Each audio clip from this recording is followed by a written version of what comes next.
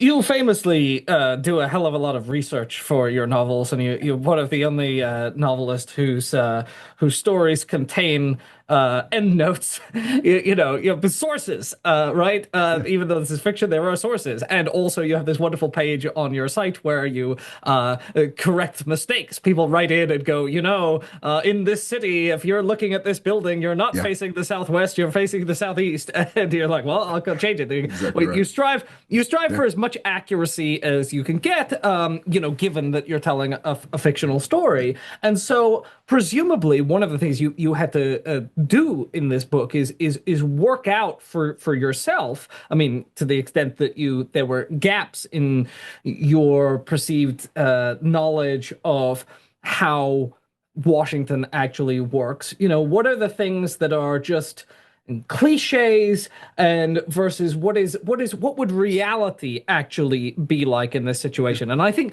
in so doing, some of the yeah, conclusions that you've come to and the world of the book is going to surprise some people yeah. who might share your politics, but not quite have reached that understanding of how this probably really works in the world. And what I mean, let me just give a specific there. Like, Please. so if people expect that the powerful are going to be sinister Yeah, behind the scenes, one of the things that might come as a surprise that throughout the novel is that behind the scenes there's such cordiality that people don't necessarily, scream and curse and shout at you. And I think that one yeah, of the things that your protagonist, Velez, is sort of surprised by is there are a couple of moments where she's like, wait, you're not mad. You're like, you seem weirdly friendly. yeah, All of this is all smiles. Like behind, it's yeah, not like there are smiles in yeah. public and then behind the scenes, everyone is really nasty. That's not how it works.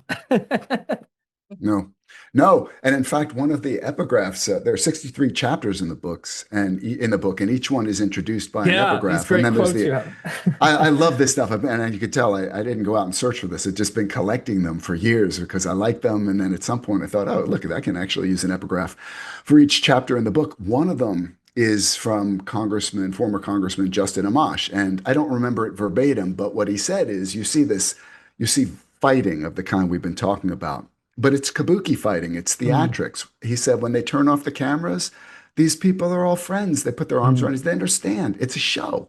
mm, It's just a show. It's like pro wrestling or mm, something like that. And in fact, it's that's a separate topic. I think part of Trump's success is recognizing that politics is a kind of show business mm, akin to professional wrestling, where it's not real. I think the word is kayfabe, where you pretend there's a mm, heel, there's a hero, and people get caught up in this stuff, but none of it is real. None of it is genuinely felt. So, yes, that's one of the things I try to depict in the book. It seems like these are cage matches, death matches, but fundamentally, these people are cooperating. Where mm, their areas of cooperation are vast, and their areas of actual conflict are very narrow. It's just that again, we tend to focus on mm, conflict fighting. We notice it more where there's that bipartisan consensus on, for example, how much do we need to spend on the military? And this is the mm, difference will be, should it be $950 billion this year? Or should we make it an even trillion? That's not a real difference when you mm, consider all the other actual possibilities out there. It's not like how mm, do you narrow choice? So this is Noam Chomsky. This is manufacturing consent. mm, How do you narrow choice to a degree that it doesn't even really matter anymore, and yet people think it's a real choice? That's how mm. I think of, again, what I don't like to call these things two parties. I think they're better understood as two wings of the same party, the duopoly. I think that's just a better way to understand at least partisan politics in America.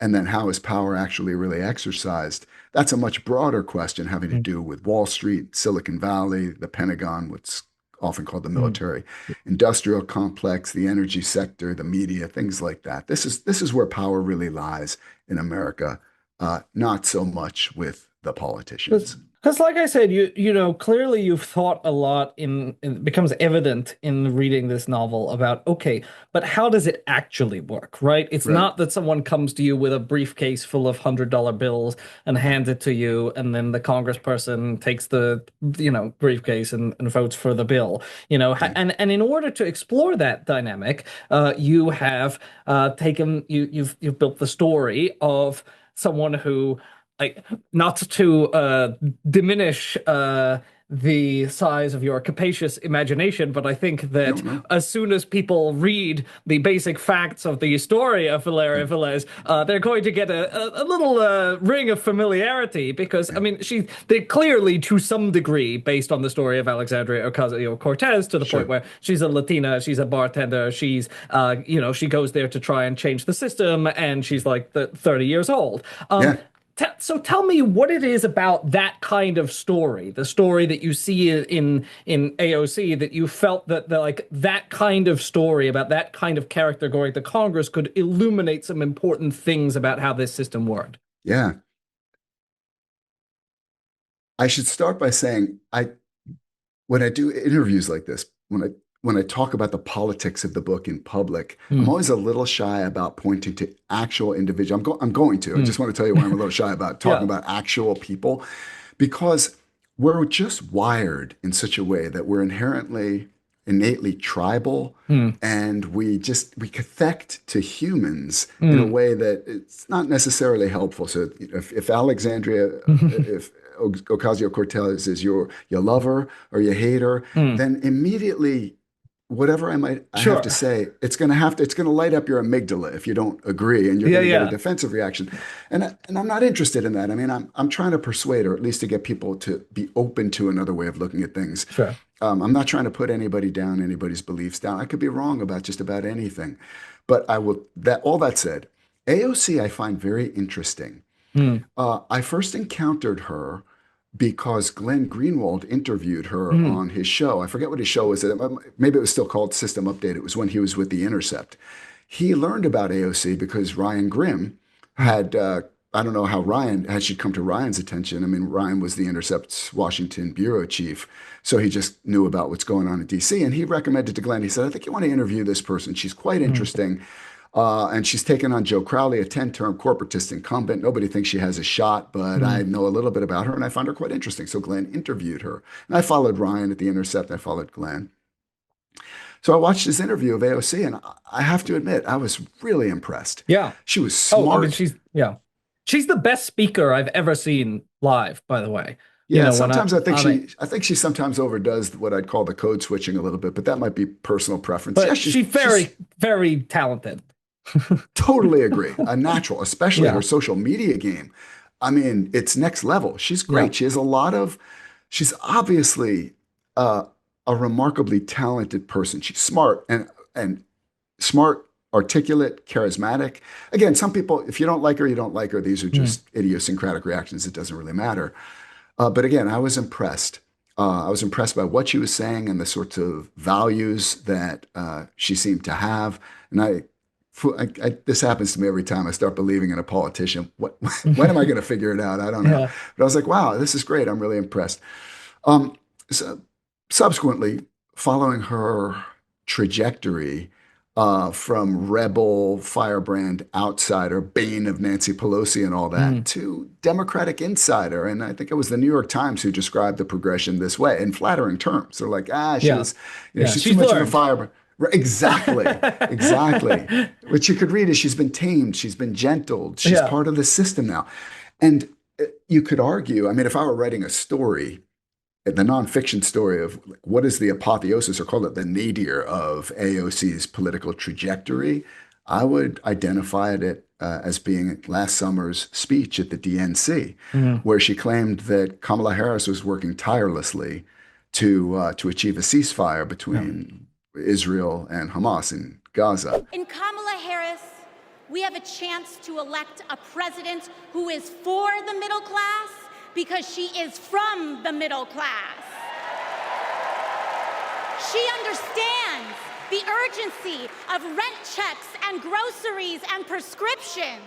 She is as committed to our reproductive and civil rights as she is to taking on corporate greed. And she is working tirelessly to secure a ceasefire in Gaza and bringing hostages home. I remember wondering at that point, how do you cauterize your soul Yeah. sufficiently to be able to say something like that? Yeah. It it's quite a thing. Uh, and she went to that position from Mm, early on, making the political mistake of saying, "Look, I don't have that much to say about Israel and Hamas." Like she was somewhat critical of the Israeli government, which is always mm, refreshing in American politics. But she said, "Look, it's not something I know that much about, so I'm a little reluctant." I actually always admire people who say, "Well, my opinion on this isn't sure. that strong because I don't know that much about it." That seems quite reasonable to me. Anyway, so on balance, I would say she's been something of a disappointment. I don't want to overstate. I think it's foolish to put too much hope in any politician, but I have thought a lot about what happens to Yeah. someone like her, and I try to depict this Yeah. in the book with regard to Valeria Velez's journey through power in America, and I could see where it starts. If you think about it, Mm, I want to give AOC her due. Different as a novelist, this is just my interpretation. I'm not psychic, and I could be wrong, and other people might not agree, but I think she probably did start with genuinely held convictions. She wanted to get in politics to achieve her genuine ideals. Whether you agree with those ideals or not isn't material to the point. And what she discovered early on is that once you're in the system, if you want to get anything done, you have to find a way to use the system, to mm, wield the levers of power available in the system. And this is going to require compromise. And the more power you want to accrue, the more compromise you're going to have to put up with. And at some point, the rationalizations will pile up to a degree mm, that you might have lost sight of your ideals entirely. And to move this into the fictional realm, in the very first chapter, Victory Party in Lancaster, California, California's 27th district, where all odds she has just defeated her 10-term corporatist incumbent, Philly Dunn. And so it's a big party. But within minutes, what she learns is that the Pentagon is moving the next generation air dominance fighter jet program out of her district, Palmdale. This is where mm, Air Force Plant 42 is located. They're moving the program to Fort Worth, which happens all the time. This mhm, thing with Valeria's constituents out of work overnight. Valeria ran on a campaign of we're going to stop stuffing the maw of the military machine, implement a universal basic income, and return power to the people. Immediately, the Pentagon's like, all right, good luck with all that. We're going to put 5,000 of your constituents out of work. See how you like us now. And she recognizes immediately that if she lets this happen, she's only mm, going to be a one-term congresswoman. If she doesn't fight for those jobs, then those 5,000 constituents won't just not vote for her next time, they'll campaign against her. They'll vote for her opponent. She'll never be reelected if she lets this happen. mhm. So, what do you do in a situation like this? The Yeah. rationalizations are they're right there for you. Yeah. What is she get? Not only will she not be able to get anything done in Congress as a one-term congresswoman, she'll be an object lesson for what happens if you take on the military-industrial complex. She'll have been worse than useless. Mhm. So the rationalizations start kicking in. Now imagine 10 years of rationalizations like that. As you get closer and closer to the next rung of power, what's going to be left of you at the end? And this is a question that interests me on a human level. And really, it's the human level that makes novels work. If you don't have that, then you should Yeah. write something else. What happens to a person as that person interacts the way Valeria Velez is interacting with power? So, as far as AOC goes, what I would say is if you love AOC or you hate her, don't worry. This isn't a novel about AOC. Certainly, the Yeah. character was inspired by Yes. AOC, but that's where the similarities end. Um, but no, I think what you're talking about.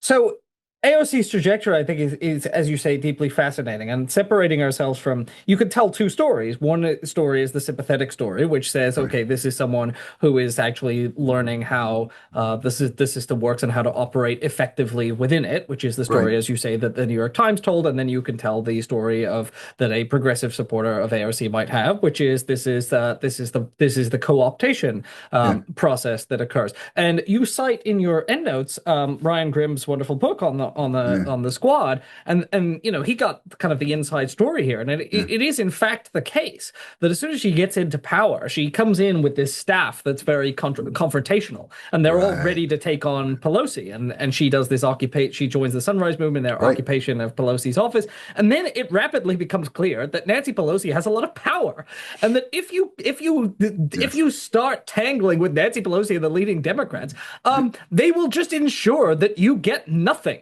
That you Yes. are never the head of a committee, Yes. that you never get to pass any legislation. If you piss them off too much, they will fund your next primary opponent, and you will be out of office. Yeah. And AOC has this moment where she purges her staff Yeah. of some of the more confrontational people who are Yeah. picking fights Yeah. with the Democratic leadership. And Right.